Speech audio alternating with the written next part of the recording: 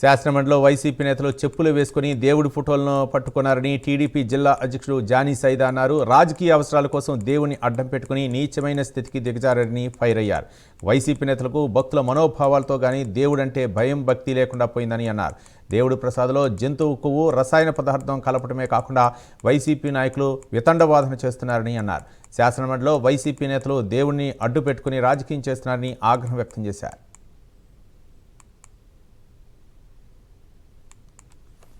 శాసనమండలిలో వైకాపా శాసనమండలి సభ్యులు వాళ్ళ అధినేత జగన్మోహన్ రెడ్డి యొక్క డైరెక్షన్లో చెప్పులు వేసుకొని దేవుడి పటాలని చేతులతో తీసుకొని దేవుడిని అపచారం చేస్తూ వాళ్ళ రాజకీయ అవసరాల కోసం దేవదేవుడిని అడ్డం పెట్టుకునే పరిస్థితికి నీచ స్థితికి దిగజారారు.